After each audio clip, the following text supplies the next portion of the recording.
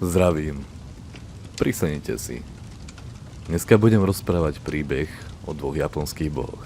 Izanami a Izanagi. Ale keďže nie som Japonec, tak tá výslovnosť bude trochu po mojom. Poďme na to. Legendu o vzniku Japonska opisujú kroniky Kojiki, kronika a zápisy dávnych príbehov a Nihon Shoki, kronika Japonska, ktoré pochádzajú z rokov 712 a 720. Obe pamiatky predstavujú významné literárne diela a preto sa v priebehu školských rokov zoznamujú s nimi všetci Japonci. Dôležité sú aj pre cudzincov, ktorí sa chcú zoznámiť s japonskou kultúrou a šintoizmom. Kronika začína opisom vzniku vesmíru. Keď sa nebo a zem začali oddelovať, zavládol chaos. Vtedy sa zrodili prví traja bohovia. Ameno Minakanushi, boh, ktorý je v strede nebeského sveta, Takami Musubi a Kami Musubi, a neskôr ešte dvaja ďalší. Všetci žili bez družiek a ich tela boli nehmotné. Zem bola ešte beztvárna, ale postupne sa oddelila suchá zem od morskej vody. Močiare vyschli a vytvorila sa rozsiahla planina. Vtedy sa zrodilo ďalších 7 generácií bohov. Najznámejšími sa stali Izanagi no Mikoto a jeho žena Izanami no Mikoto. Nebeskí bohovia darovali týmto dvom bohom oštep, vykladaný drahými kameňmi, a prikázali im dokončiť rodiacu sa zem, tak, aby ju mohli obývať ľudia. Tí posluchli, vystúpili na znášajúci sa nebeský most, začali z neho oštepom miešať morskú vodu. Keď oštep vyťahli, kvapky vody začali stekať a tuhnúť a vytvorili ostrov Onogoro.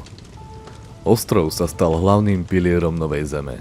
Obaja bohovia naň zostúpili, aby sa spojili ako manžel a manželka.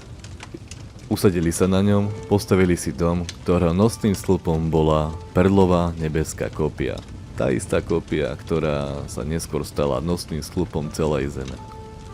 Z ich vzájomného spojenia vzniklo Japonsko, ktoré pomenovali Ojashi Maguni, veľká zem množstva ostrovov. Izanami darovala život mnoho bohom, akým boli boh mori, boh hôr, boh stromov, ale prvý z nich bol boh Hiruko, neskôr nazývaný ako Ebisu, ktorý po narodení bol zdeformované dieťa bez kostí v dôsledku chyby Izanami, ktorá pri rozhovore s Izanagim pred počatím rozprávala ako prvá, čo bolo pre ženu tej doby nepripustné. Dieťa bolo pred svojimi tretimi narodeninami poslané v člne vytvoreného z rákosia po prúde preč, no po ceste plné úskalí sa nakoniec stal bohom rybolovu. Osudný moment pre Izanami nastal pri pôrode boha Kagutsuchi, keďže pôrod je spôsobil zranenia, po ktorých zomrela a jej duša sa uslíla v podsvetí, vyhradenom iba duchom a démonom, na mieste, kde malo zákaz vstúpiť všetko živé. Izanagi zo žiaľu za jeho milovanou odťal jeho mečom hlavu potomkovi, čo zapričinil jeho stratu, a telo rozsekal na 8 kusov, z ktorých vzniklo aj 8 vulkánov. No stále nezmírený s jej smrťou porušil zákaz a vydal sa do podsvetia, do ríše Yomi no Kuni, krajina mŕtvych, kde nemá vkročiť žiadna živá bytosť. Po strastiplnej ceste sa mu nakoniec podarilo nájsť brány záhrobného paláca, z ktorého vystúpila Izanami, pričom si vypočula manželové slova. Potrebujem tvoju pomoc, musíš sa vrátiť. Na čo mu Izanami odpovedala: pokúsim požiadať záhrobných bohov, aby ma nepustili späť na zem. Vyčkaj na tomto mieste, ale v žiadnom prípade sa nepokúšaj vstúpiť za bránu a uzrieť moje telo. No Izanagi nakoniec po odchode Izanami neodolal a vstúpil do paláca.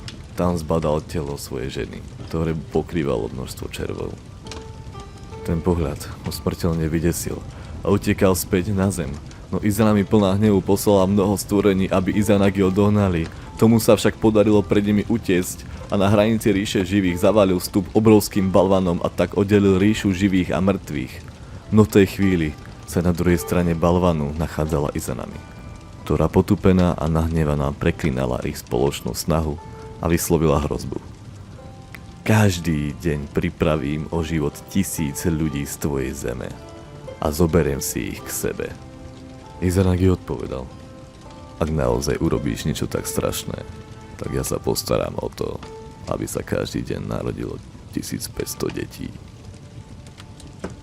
Po návrate musel Izanagi vykonať obrad očisťujúci od styku so smrťou a podsvetím. Pri tomto očistnom obrade sa zrodilo množstvo ďalších bohov, no status vznešených detí však mohlo prijať iba niekoľko z nich. Prvá bola Amaterasu, bohyňa zrodená z ľavého oka, Tsukuyomi, boh zrodený z pravého oka a Susano, zrodený pri umývaní nosa. Citácia a voľný preklad českého vydania kníh Kojiki. Božský Izanagi sa v srdci prenáramne zaradoval a zvolal: splodil som nespočetne potomstva a nakoniec som dal život 3 vznešeným deťom.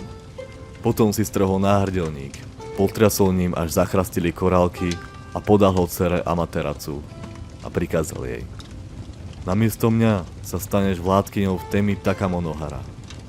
A ten náhrdelník sa volá Mirata. Potom oslovil svoje druhé dieťa: Tsukuyomi, ty budeš vládcom záhrobného kráľovstva. Nakoniec sa obratil na tretie dieťa, syna, a pravil mu: a ty, Susano, panuj nad morom. Amaterasu, v preklade Žieracie nebesa, dostala dar vo forme náhrdelníka a na starosť jej boli zverené planiny vysokých nebies a stáva sa bohyňou slnka. Tsukuyomi, boh mesiaca, sa stal vládcom záhrobnej ríše a temnému Susano bola zverená vláda nad morskými hlbinami, avšak kvôli nestálosti a túžbe sa vydať za svojou matkou do záhrobnej ríše bol Izanagi vykázaný z nebies. Ale to už je príbeh, na ktorého si čas našiel iné miesto.